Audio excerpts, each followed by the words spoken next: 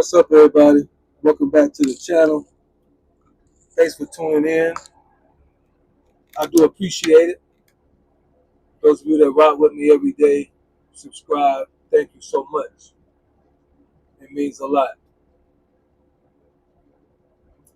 To those of you who don't, but you watch my videos, I appreciate you too. If I had to have any one thing that I would like for those who watch my videos on a regular basis, if you would just give it a like and try to share it, if you think somebody could benefit, that would help me. Me personally, I don't know what it does for YouTube, but I see my analytics every week, so I can kind of see what's going on, what's being shared, what's being liked, and that helps me feel somebody is getting something out of the content. But most of the people that watch your videos are not people that subscribe to you. Most of the people that watch your videos, when you make a video, YouTube send it out, but about 15 to 20% maybe of the people that actually subscribe to you watch your videos, which I understand and I get it. Some people just see one video of you they like, they subscribe, and that's all well and good. But if you watch me regularly and I say something that you think your cousin or your friend or your coworker, your mom, your dad, your pastor, somebody, your local D boy can benefit from, if you would just send this to them, I appreciate it. Give it a like. Now, with that being said, if someone was to come to me, and people have, and they do, and say, Professor X, I'm thinking about getting into a serious relationship with this woman. Thinking about getting into a serious relationship with this man. I'm thinking about getting married. I'll probably say, hold on now. But anyway, what piece of advice would you give just off the top of your head, on the go, on the fly, that would help me on my journey? Because I want to be as successful as I possibly can. Someone wants to ask me that question. This is what I would say. Do your best to master communication and don't ignore the small issues.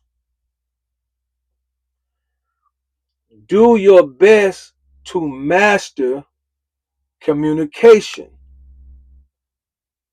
Now, when I say communication, I don't want you to think, well, I've got that mastered because I love to talk.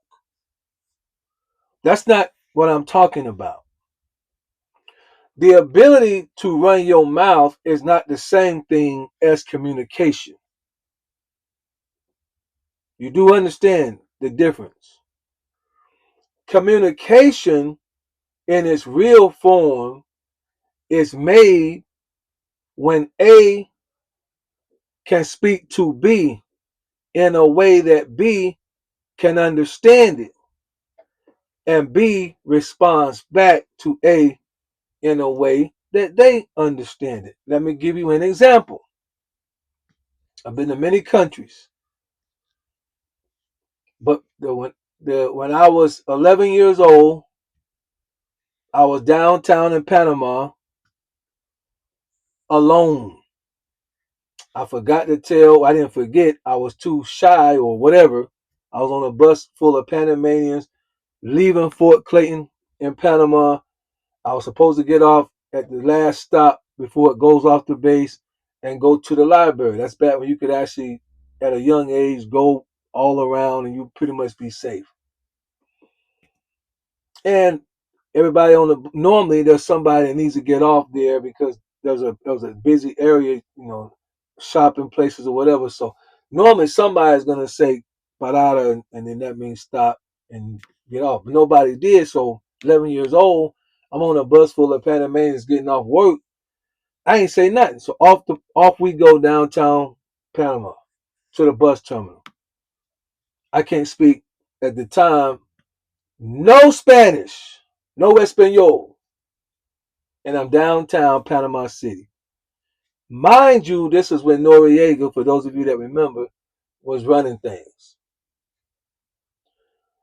I asked several bus drivers as I walked through the terminal, are you going back out today?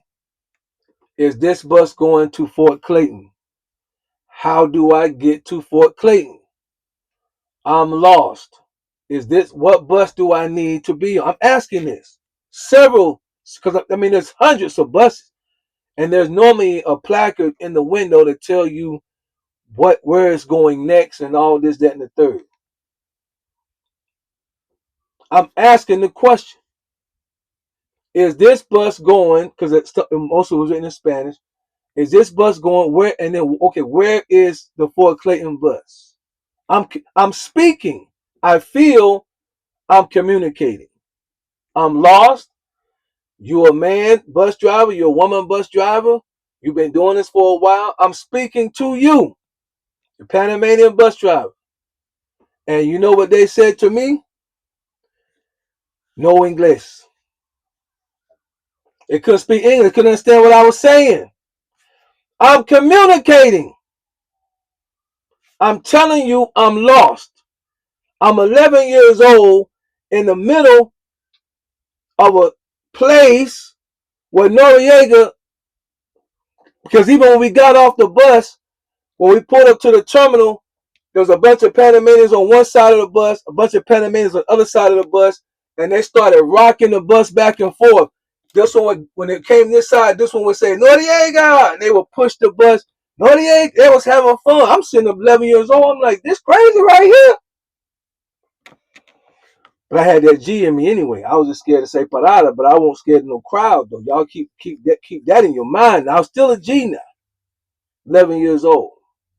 I really wasn't that afraid for whatever reason. I don't know. Maybe I was just silly. But anyway, besides the point. I'm communicating. I'm speaking. I'm telling people twice, 3 times my age. Probably. At least 20 something, 30 something. You know, when you're 11, everybody look old. I'm lost. Fort Clayton. Fort Clayton? And you know, when you trying to explain something, you keep changing the way it sounds, thinking that, you know, they're gonna get it. Fort Clayton. Fort Clayton. Fort Clayton. Fort Clayton. Fort Clayton. Hey man, it's the same thing, man. They don't know. They don't know. They can't help you. They just keep pointing down. So eventually I kept going. About 20 buses later, I said, Fort Clayton? She said yes, but we're done for the day. She spoke English. And she said, what you doing out here by yourself? Long story short, she drove me all the way back to Fort Clayton, only one on the bus, and dropped me off in front of my mom's house, my parents' house, where we stayed on Fort Clayton. Knocked on the door, talked to my mom, everybody was happy, and son and so on. I told that story to say this. You can be speaking and still not be communicating. You have to be able to master the art of communication. Can I hear what the person is saying? And can I speak back in a way that they know I have received what they're saying? And then add to that, do not ignore the small things. There's a scripture in the Bible, Song of Solomon, I believe, that says it is the little foxes that spoil the vine. I did some research on that years ago. You got grapes hanging off the vine. The older foxes, the bigger foxes, could just reach up, bite off the grape, and eat it because of their height. Or they could stand on 2 feet, grab the grape, yank off a whole bushel of it, and eat it. Because, again, because of their height, their maturity, they could do it. The younger foxes try to do the same thing, stand up in the air to get the grape. When they came down, they're scratching the vine. You follow me? The older foxes could lean up with their mouth, yank it off, or stand up on their 2 feet and pull off a bushel and eat. The younger foxes, because they didn't have that same kind of balance and height, when they tried it, they would come back down and their claws would be raking the vine, destroying the very thing that they was getting food from. So Solomon, the Song of Solomon says, it is the little foxes that destroy the vine. Imagine that raking of the claws day in, day out on the vine. Imagine multiple foxes hitting the same, little foxes hitting the same vine. It won't take long, the vine will be destroyed. You can't get no substance, no food, no abundance, no nourishment, no nothing. And it wasn't even their intention to destroy it. They just didn't know no better. Do not ignore the small things. That's why I'm putting both of them together. When the small issues arise, I know people say don't sweat the small stuff, but you got to know sometimes there has to be a conversation about some of this stuff because it's not going nowhere, and over time it's going to become bigger. So you have to do, as we say, nip some stuff in the bud the first time it happened. It don't have to be a whole blown out conversation of anger, but when it happens, you have to go ahead and address it and learn how to master communication. And you want to do this, if you are wise, in the dating phase. You don't want to wait till you married and then you realize this person don't have no real communication skills. Why do you think women, especially now, when you ask them what on social media, what kind of man do you want, and they speak of emotional intelligence? That's what they're saying now. The women all want men with emotional intelligence. I understand what they think they're saying, but you gotta. But I laugh because I say the same man that has emotional intelligence is the same man that can understand your emotions and probably know he don't need to be dealing with you. So be careful what you wish for. If he's emotionally intelligent, he don't just have the capacity to master his own emotions, but he's also able to see what you got going on within you. Yeah, why do you think they saying that though? The reason that they saying it is because they were probably in a relationship where they brought something up to a man, and the way that he handled it and communicated back to them, they did not like it. Maybe he became angry and yelling, and I've been there. I'm guilty, especially when I was younger. Maybe he became, take the tone up and talk loud, thinking that's going to convince a woman to listen to you and have faith in you, and all it do is make her just, it shuts her down. Women not taking that. They're not taking that. And men shouldn't be yelling at women anyway. But I didn't know that then. I know it now. Yeah. So they want an emotionally intelligent man, a man that has the capacity to master his own emotions.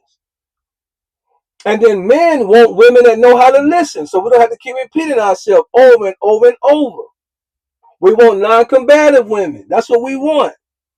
These things need to be worked out in the earliest stages possible so that you don't waste your time, because you get into a marriage, especially a marriage, and then you start, because listen, it ain't going to take long in the marriage. You're going to start having these disagreements and these arguments. All the fun and fantasy is all going to be over with. Now you're in real life. It ain't going to take long.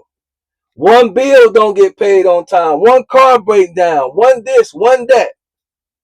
And an argument is going to come. And then you will see, how does she communicate to me? How does he talk to me? And those little foxes are going to start showing up in your relationship. And at that point, you got to learn how to communicate. Hey, I see a little fox that's hidden our vine. If I let this go, or if we let this go, it's going to get out of proportion and bring harm and danger to our relationship, to the point where we won't be able to get no nourishment or fruit or abundance out of it. We need to deal with this now. Master communication, and don't let the little issues go. Deal with it as quickly as you can. That's what I would say. As you're dating, vetting, engaging, planning, make sure you're mastering communication. Make sure that the person that you're with is doing their best to master it back, and you don't let the little foxes spoil the vine. Got it? Good.